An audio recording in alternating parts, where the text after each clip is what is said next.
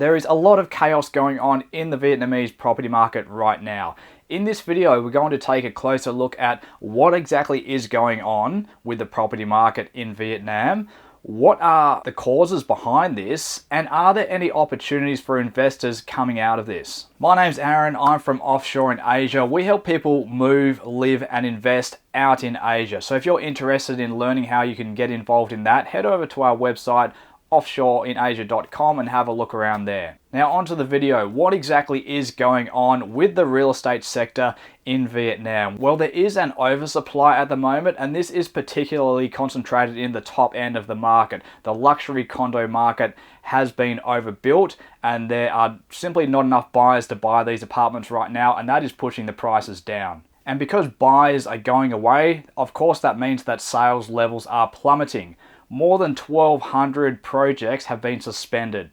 That is a drop of over 90% in the development sector. And if you have all of these apartments, all of these developers who have built these apartments and condos and no one is buying them, that creates a serious liquidity crunch. The whole business model of a property developer relies on money coming in from sales to boost the construction of the future projects going forward. And if the new money is not coming in from new buyers to support projects going forward, that creates a big cash flow, a liquidity problem for developers, and in turn, a lot of developers are simply going bust. There will be the better managed property developers who are able to weather the storm, but the ones who overextended themselves, who took on too bigger projects with not enough committed sales, took on too much debt, who over-speculated in land because of the whole property boom in Vietnam. These are the kinds of developers that will run into trouble, and there is a lot of them. So how much have prices dropped? Well, in some parts of the country, in some sectors of the property market, there have been price drops of up to 30%, and this has been particularly felt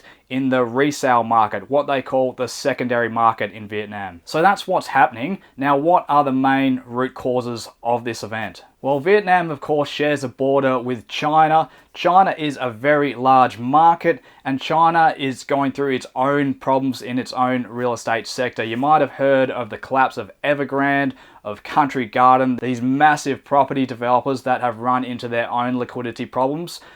This has caused a slowdown in China, and this is causing a flow through over the border into Vietnam. So there'd be less capital coming into Vietnam from China for developments, for developers to borrow money to build, and there would also be less Chinese money, Chinese buyers buying into the Vietnamese market as well. So that's a double-edged sword. The Vietnamese property developers are really getting hit on both sides there. Now, coming off the back of a big property boom, there is some fiscal tightening coming from the government to tackle higher inflation and a weak Vietnamese dong. And the government is also cracking down on some of the deal making that was taking place during the property boom. There was a lot of development going on. It was a very boisterous sector, and the government felt they had to rein things in a little bit to keep things in check. Credit has dried up. There have been new limits put in place on corporate bonds, so developers aren't able to borrow as much to finance their projects. So generally, there is a lot less money circulating within the property sector. And the less money there is circulating around in the property sector, the less prices will go up or indeed go backwards. Okay, so we know there are some problems. We know the government is acting to address these problems. Now, what are the opportunities for investors who are willing to jump in to this market and capitalize on it into the future? They say in crisis lies opportunity, and it often is true. If you look back at what happened in the GFC in the US in 2008, a lot of people who are involved in property now and who are very wealthy with property now, a lot of them really got in and bought up big when prices were depressed by so much during the GFC. And they have done really well out of it now. I'm not saying to take all of your money and throw it into the Vietnamese property market, but generally, when there is blood on the streets, that's the time to buy if you're brave enough. Of course, there's no guarantees in investing, but we wish you luck there.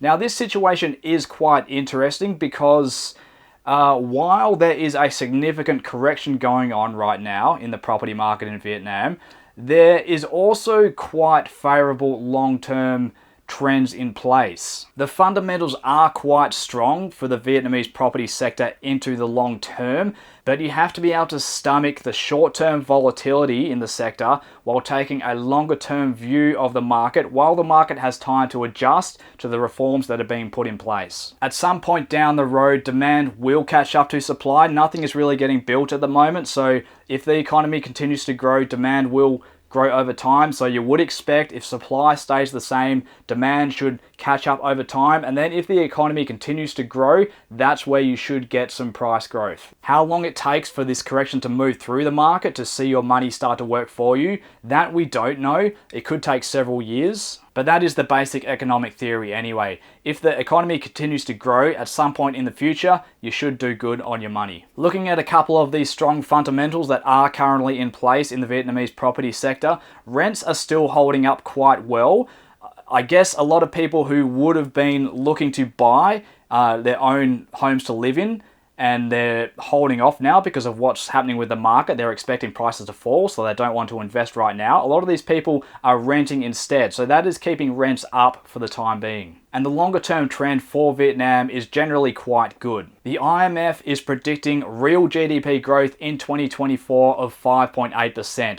That is nothing to be sneezed at. A lot of that GDP increase is being driven by the increase in exports. The export sector is doing quite well because a lot of manufacturing is starting to move out of China. China has become a lot more expensive.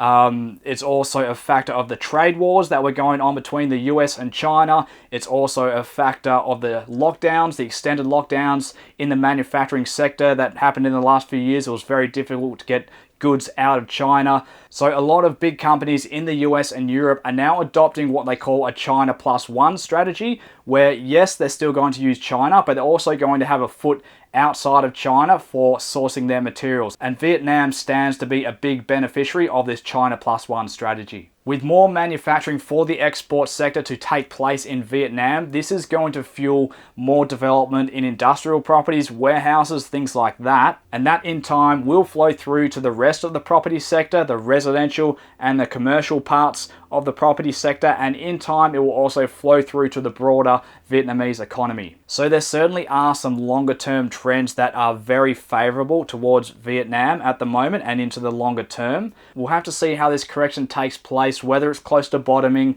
whether it's got a bit more to go, whether there's going to be some more contagion into the broader economy. That's a potential as well. But it is certainly one to keep your eye on if you are looking to invest in the Southeast Asian region. If you are an investor in Vietnam, if you own property there, if you own a business there perhaps, we'd really like to hear from you down in the comment section. Alright, we'll wrap it up there guys. Thanks for watching. We'll catch you later.